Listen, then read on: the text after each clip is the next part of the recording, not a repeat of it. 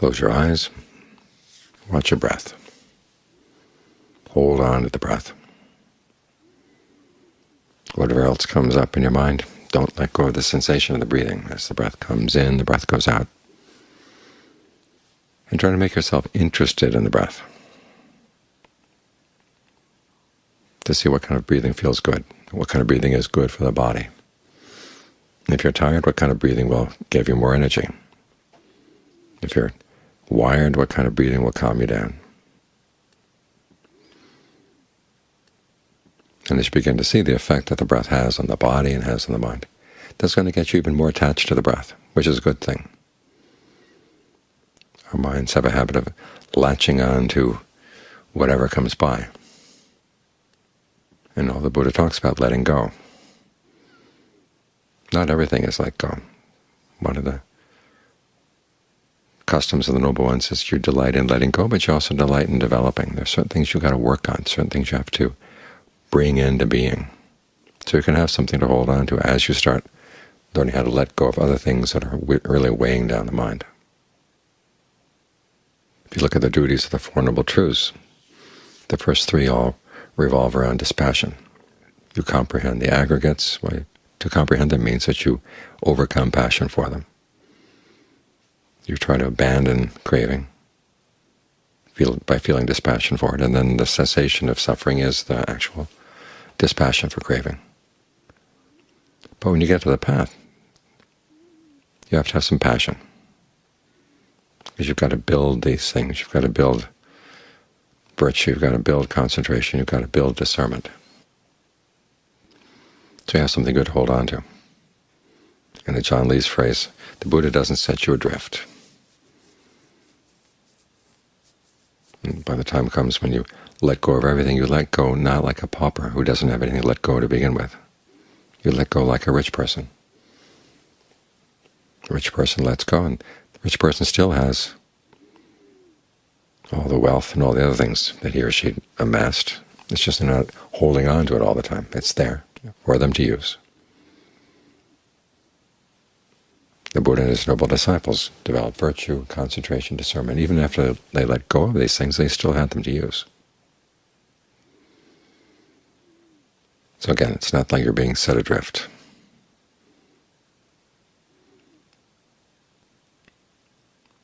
By learning how to hold on to the breath, you can start looking at your other attachments with a little bit more objectivity and a little bit more dispassion. You don't feel quite so desperate in hanging on to things.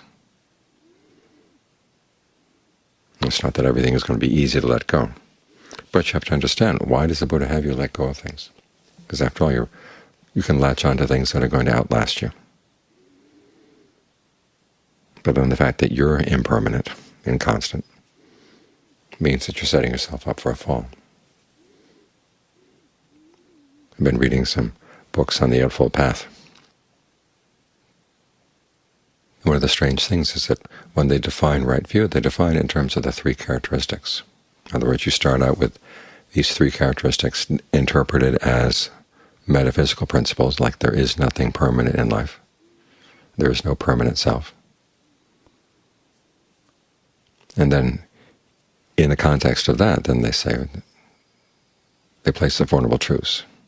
In other words, people suffer because they don't understand the truth of no self. When you understand that truth, they say you stop suffering. But that's not how the Buddha taught.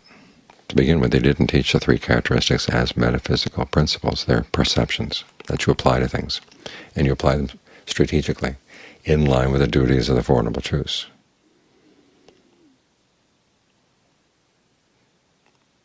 And you also apply them selectively as you work on the path.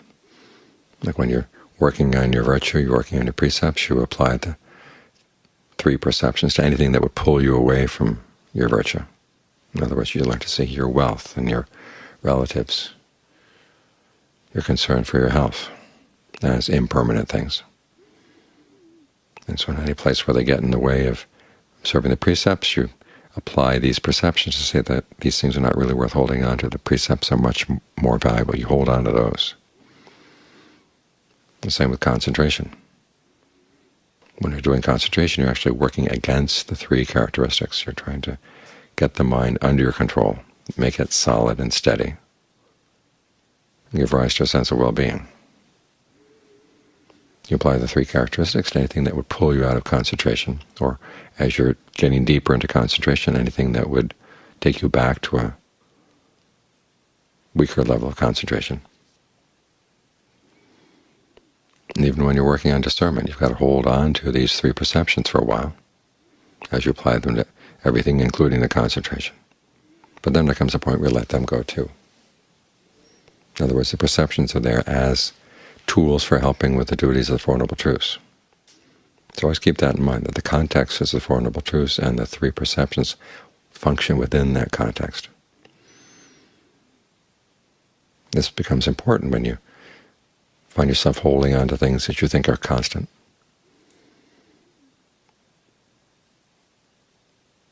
And you can ask yourself, are they, even if it's constant, the fact that I'm holding on, it means there's something wrong, because being in the position of clinging, which the Buddha defines in terms of feeding on things, the fact that you have to feed on something,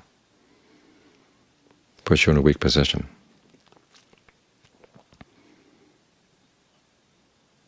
In a position where there's suffering.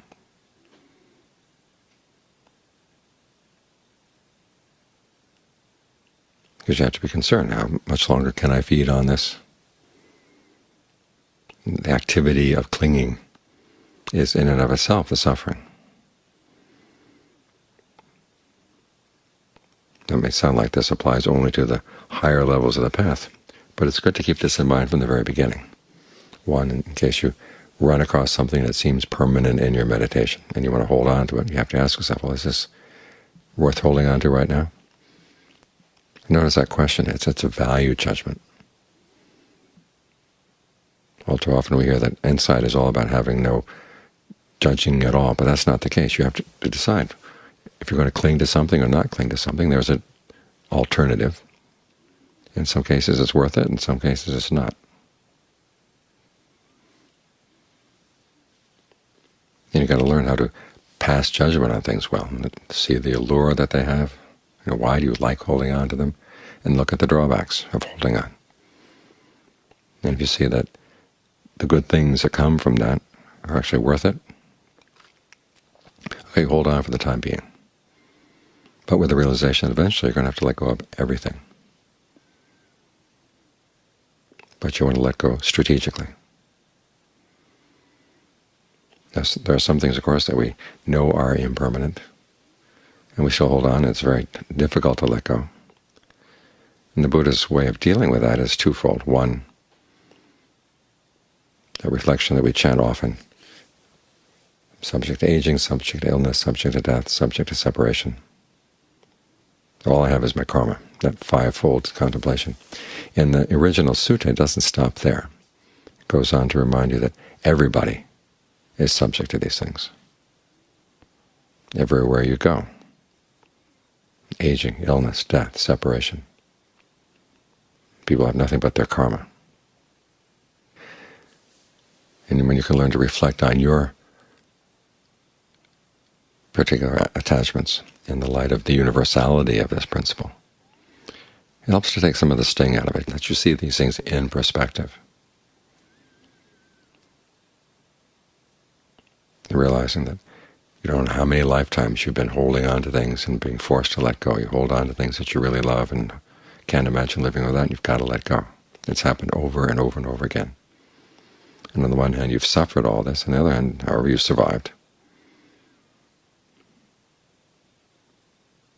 As Ajahn Mahabhuya says, the mind is an expert survivor.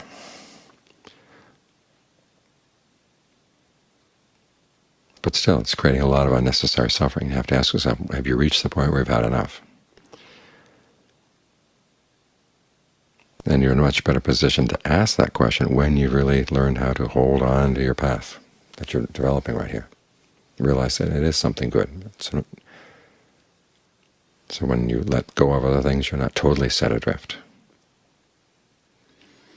Which is one of the reasons why we work at this again and again and again, so that your concentration does get reliable. Then you can have experience in seeing how it will help you through difficulties. Your virtue, your concentration, your discernment, these are the things that protect you. These are the things that will shore you up when everything else falls away. But that's true only if you've worked on them well enough. Which is why it's okay to be attached to the concentration. As John Fuang used to say, you've got to be crazy about meditation if it's going to work. The kind of thing where it's almost like an addiction. You find a few spare moments here and there, and you focus on your breath. It's like a person who's addicted to cigarettes, and you find a few spare moments, you light up a cigarette. But here's an addiction that goes in a good way. The Buddha calls this a devotion to pleasure that's actually skillful. You remember the statement at the beginning of his very first sermon, that devotion to sensual pleasures is one extreme. But then there's the devotion to the pleasure of concentration. That's something else, and that's actually good. It's part of the path. It's part of the middle way. A pleasure that's actually conducive to developing clarity and discernment of the mind. So work on your concentration to make sure it's something you can rely on. Work on your virtue. Work on your discernment.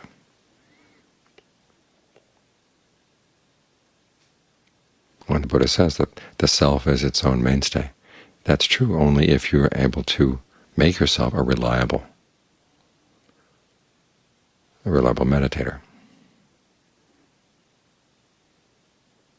So hold on here. Learn how to hold on well. And hold on in a way that will help see you clear as things come and go in life. And you learn that you can be okay with it coming and going because you've got something a lot more reliable inside.